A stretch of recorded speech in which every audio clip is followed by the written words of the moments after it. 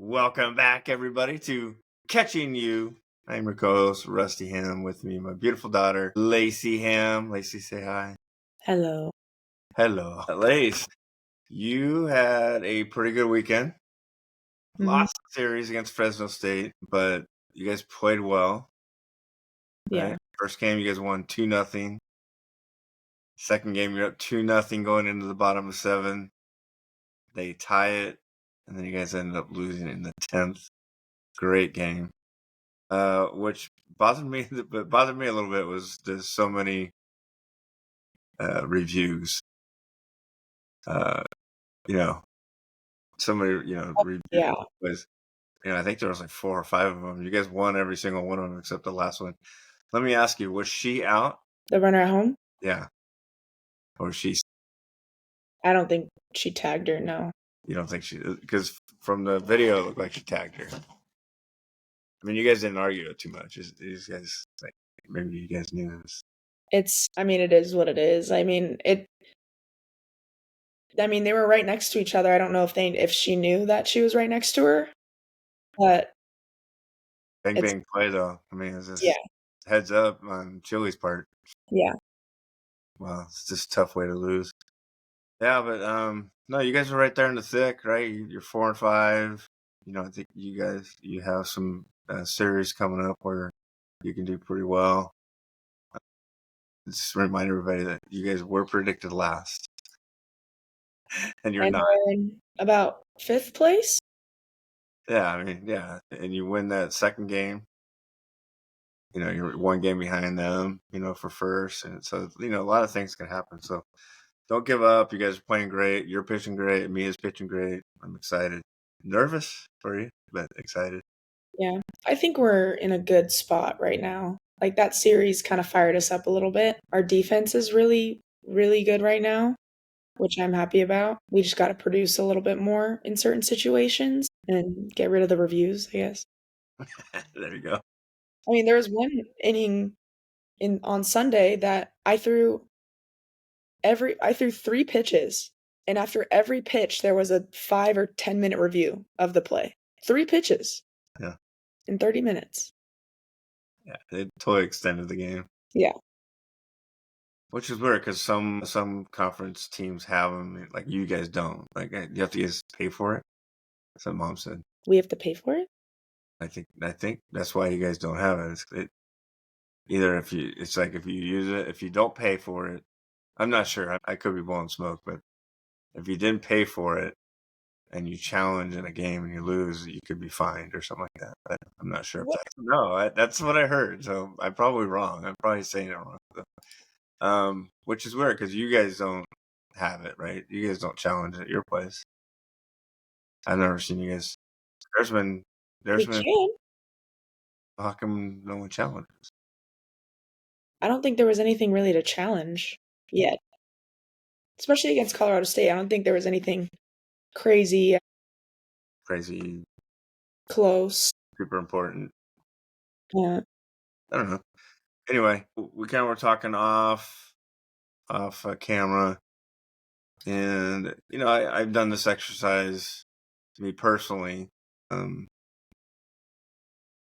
With your grandmother recently passing away, I wonder if when she was kind of just sitting there waiting for those days to end, I wonder if she was like, what are people going to think about me? Or what are they going to say about me?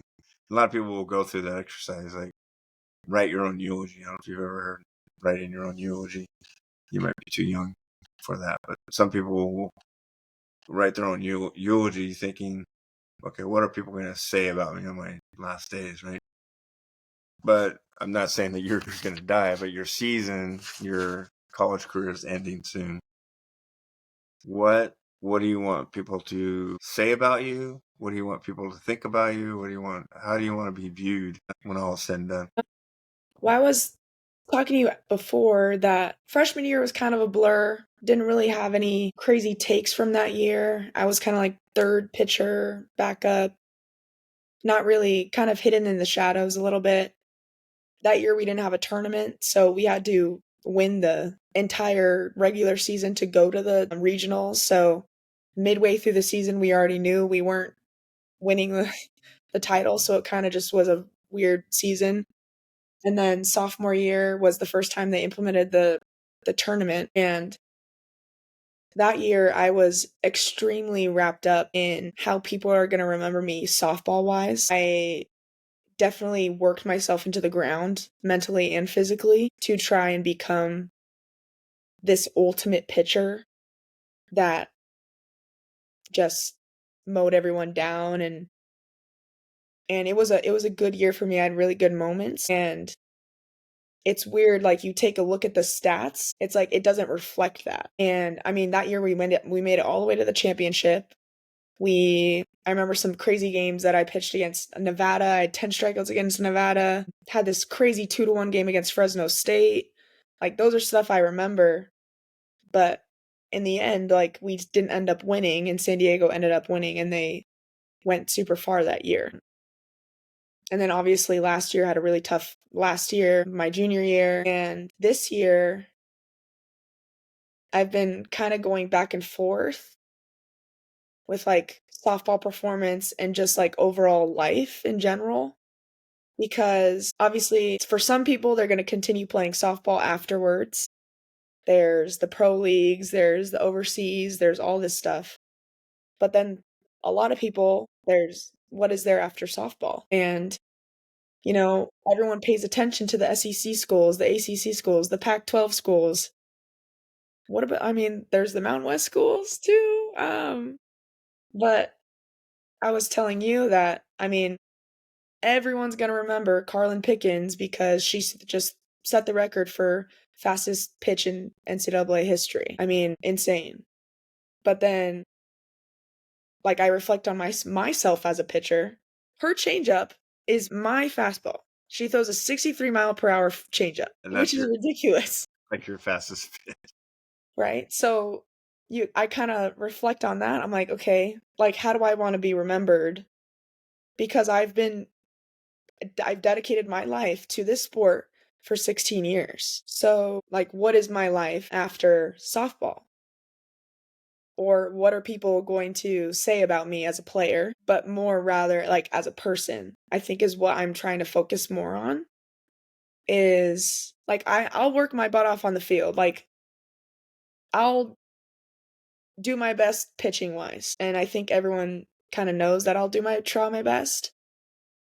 Sometimes it doesn't work out. Like, I've had multiple games where I pitch my freaking butt off and it does not result. And that's just how life goes, I guess. Like, I've been so wrapped up in like, oh, these people are just going to remember me from my failures as a softball player, which I don't think that's true, because I've had teammates where like I don't remember them because of the player where they were. I remember them because of the person they were. And I think that matters a little bit more. Yeah, I think, hindsight, because you don't have the best stats in all 4 years. I mean, it's not like you're lighting it up, and, some people, even the best pitchers in most recent times have been forgotten. You know what I'm saying? Yeah, Ricketts is one of them, she's, I think she's coaching somewhere, but, she was freaking legit. You know what I'm saying? Like, she was unhittable. Nyjah Kennedy is a phenomenal pitcher, but in 5 years, people are gonna be like, okay, who's the next phenom? So it's not just you. I think what people are gonna remember. I don't think that they're gonna remember their wins and losses. They're gonna remember how you made them feel, right? And I think you took a great approach this year, because we've talked about it in the past. I'm like, hey, are you gonna be like a verbal leader because you're a senior? You're probably gonna be.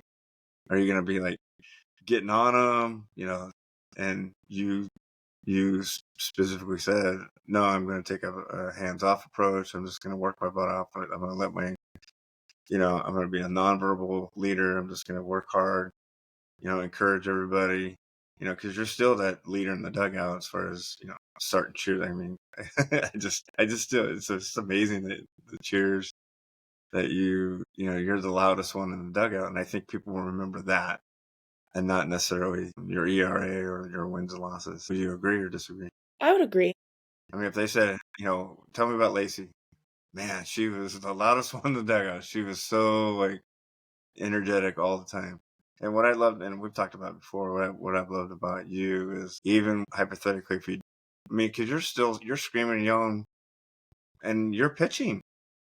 Like I'm like, save your energy, sweetie, but you don't. Like you're still yelling and screaming, and if you had a bad inning, you still come back in the dugout and you support and you cheer your teammates on. That's what I get. That's what I get from you, and I'm sure that I'm not the only one that feels that way. Yeah. Yeah. But let's go back to, you said your sophomore year, you guys made it to the conference championship. Tell me again what you guys were predicted that year to be in conference. Second to last. Second to last. And you guys, I think, came in fifth, and you made the conference tournament. This year, you are again predicted to be second to last. Dead last, actually. Yeah. And you guys are currently fifth. So I think they were wrong. They were completely wrong. Completely wrong. And I think has a lot to do with culture. You have a better coaching staff, a lot more positivity going on in that dugout. I think you guys, the younger girls are supporting you guys. They're energetic and they're doing what they're supposed to be doing. So that's good stuff. Yeah. So I guess to go back to what you want to be known for, what do you want to be known for? I mean, you didn't really say it. You said it. You said you don't want to be known for as a softball pitcher because you said in the past that you don't want to be, that softball doesn't define you. So what do you want to be known for by other people? Probably just like being a good person. I don't like being a good teammate, like how you're describing, like because but I mean that kind of plays hand in hand as being a good person as well as a good teammate. I mean sometimes people can be really good teammates and then not good people. But more on the good like being a good person and, always supporting and encouraging and not, because I mean, I've experienced teammates that like make you feel, I don't know, like judged in a way, but like you want to be able to talk to your teammates and hang out with your teammates outside of softball. Of course, you're not going, like I've said this before, you're not going to get along with everybody. You're not going to click with everybody. But like the worst feeling is feeling alone and feeling isolated, especially in sports, like in team sports.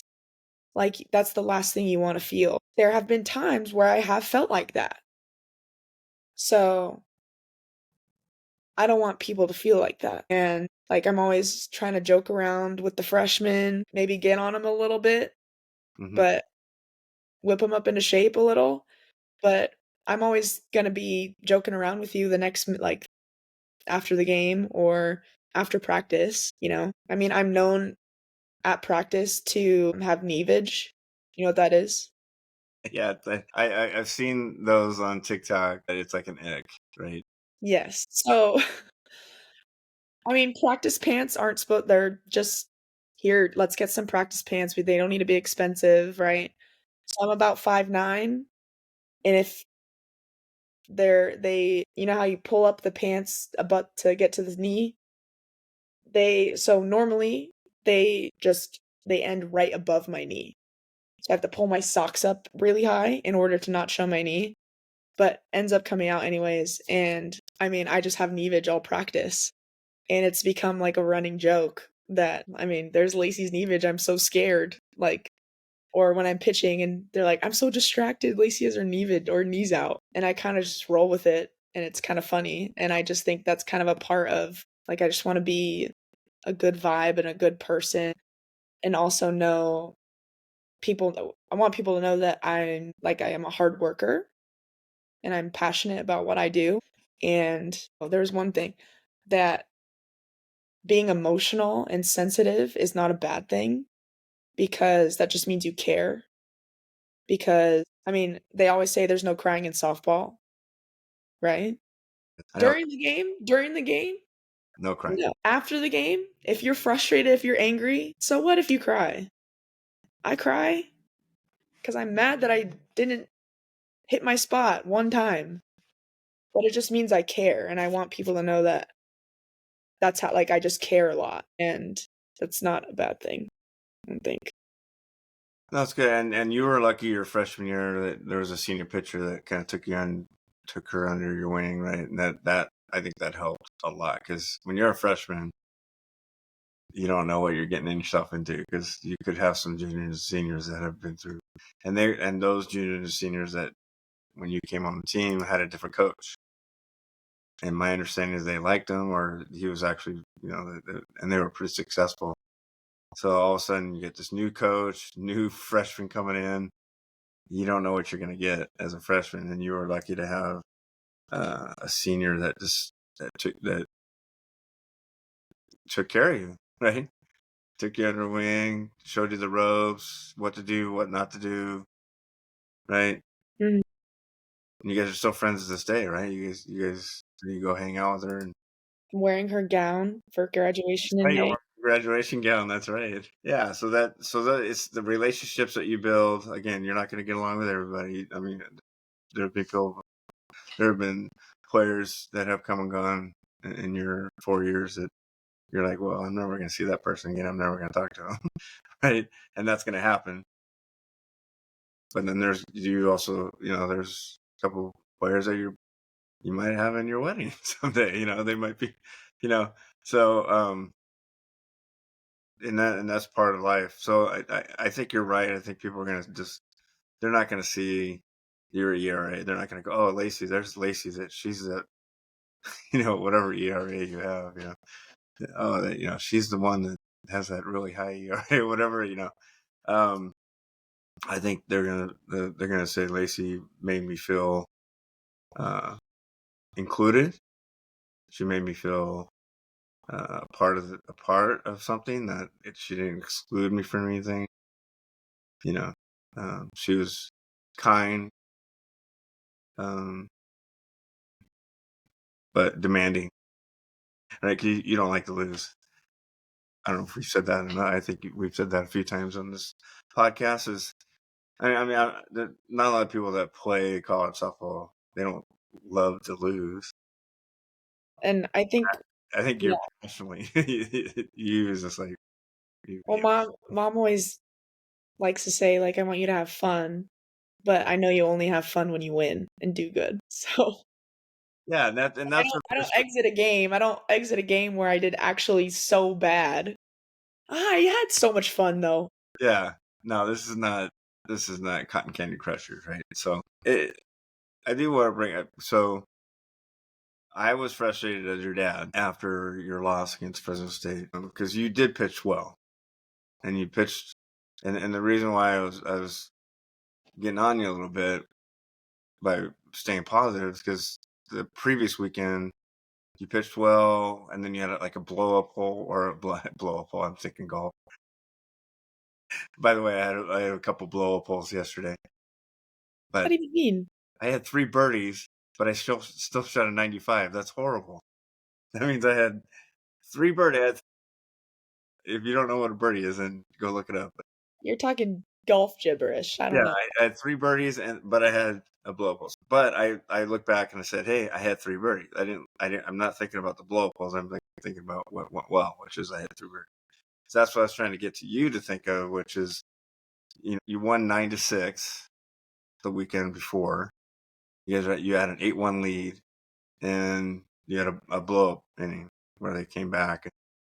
Sort of made it interesting. They took you out, and then they had to bring you back in because the other pitcher wasn't doing well. But you ended up getting the win, right? But I'm sure that after that game, you're just like, how many? That's right. How many pitches was it? Do you remember? I pitched 171 pitches. Yeah, that's ridiculous. Like that in 7 innings, 170. Like people listening to like 170 pitches, but that is a lot to be honest with you. And we talked about it, right? You're just getting behind on counts. You're getting too many 3-2 counts. I think I counted 10 3-2 counts, which is a lot.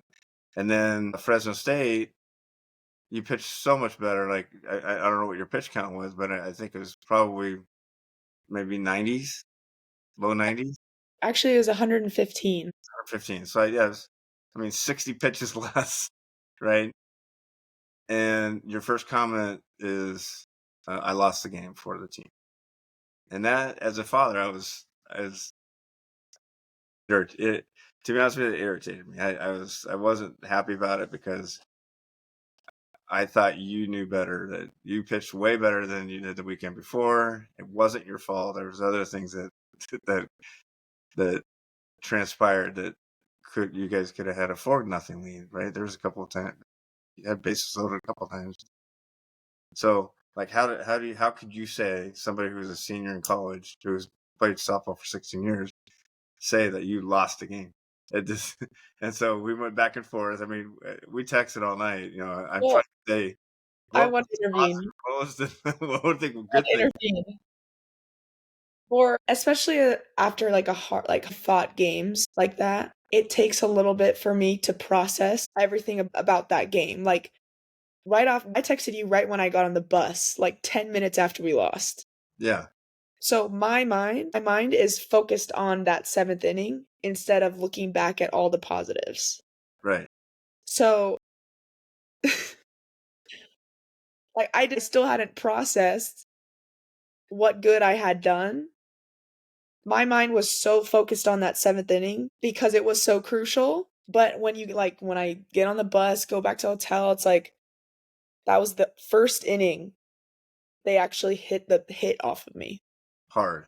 hard in 7 innings, and there were, I mean, maybe 2 or 3 other innings where got out of some really crucial situations, like, there was a runner on 3rd, No, you had second, third, I think twice, and you got out of the inning.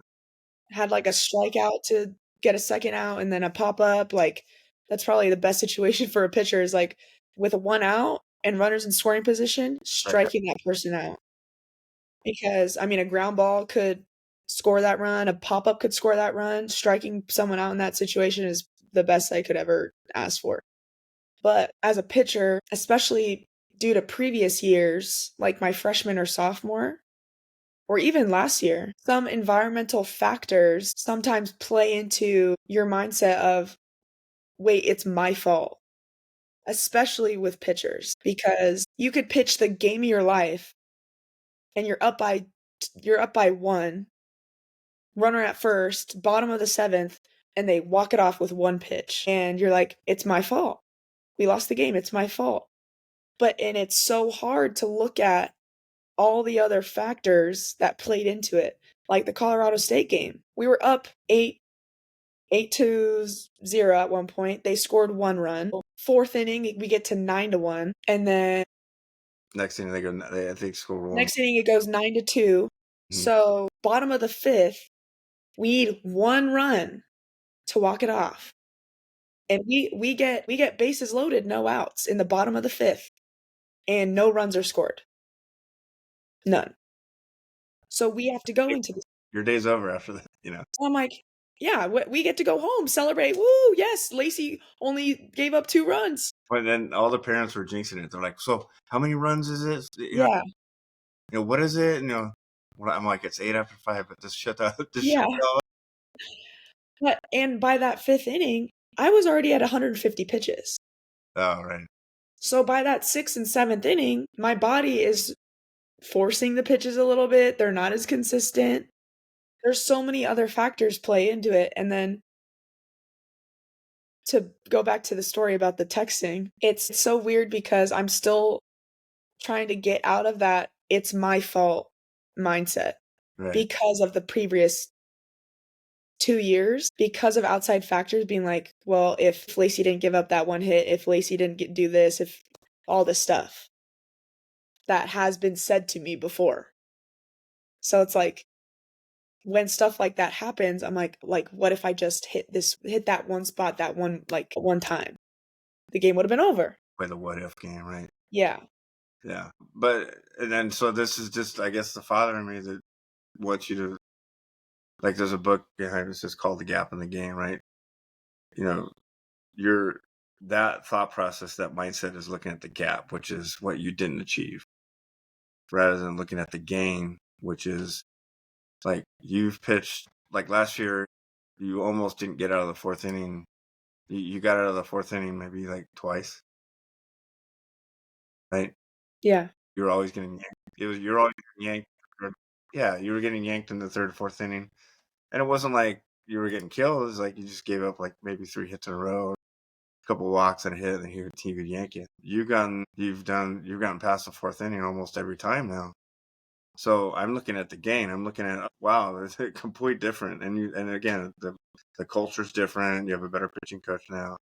You have a better mindset. But that's what I'm looking at. I'm looking at these gains, and that's where I want you to get at, which is instead of looking at the negative, which yes, you guys lost the game, and again, you didn't give up the third run to lose it. You just allowed them to tie it. So I guess as your father, look at the gains you've made this year. Right. You guys are in the hunt. You're pitching way better than you did last year. Right. Your sophomore year, you were just like a role player at this time. Right? Now it's just you and me, right? And you guys are in the hunt. Yeah. Most teams have more than just two pitchers. You guys have more than two pitchers, but I mean, you and me are going 7 innings almost every game.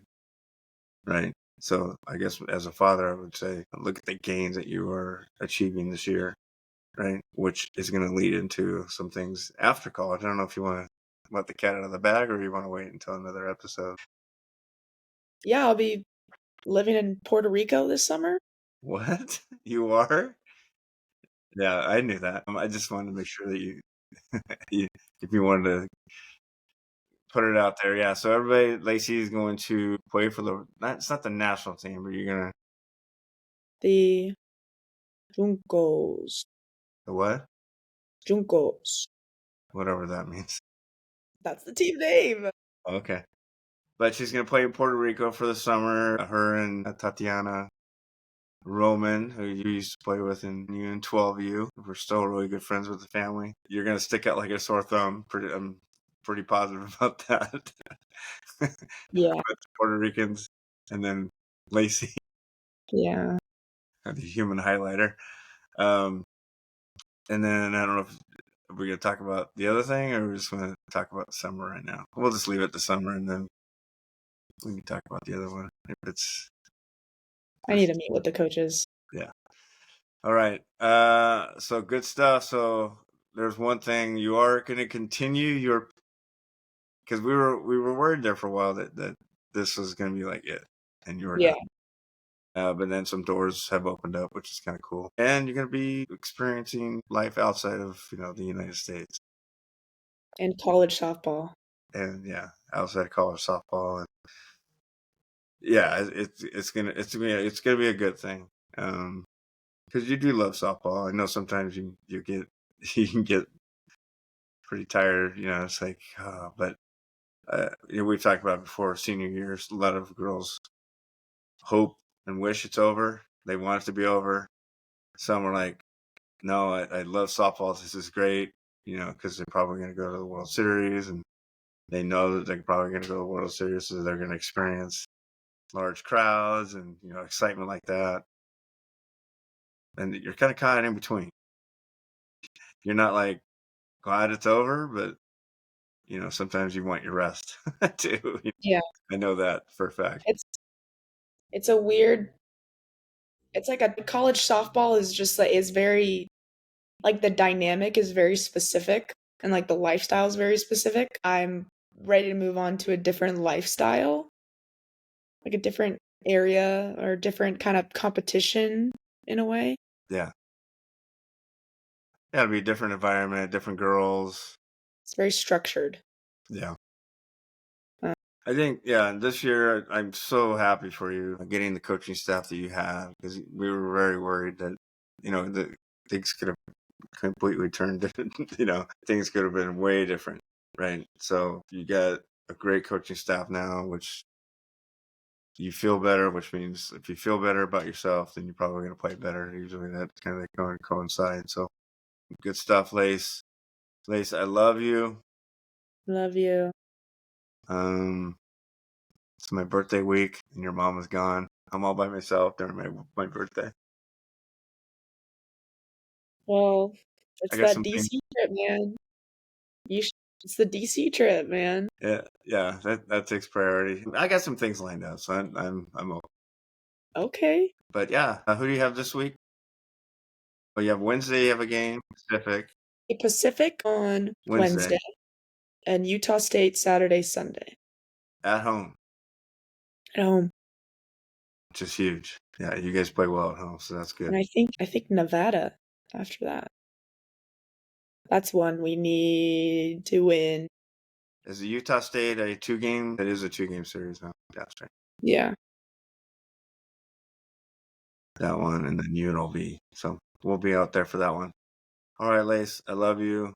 Love Great you. job this weekend. Thanks. Bye, everybody. Catch you guys on the other side.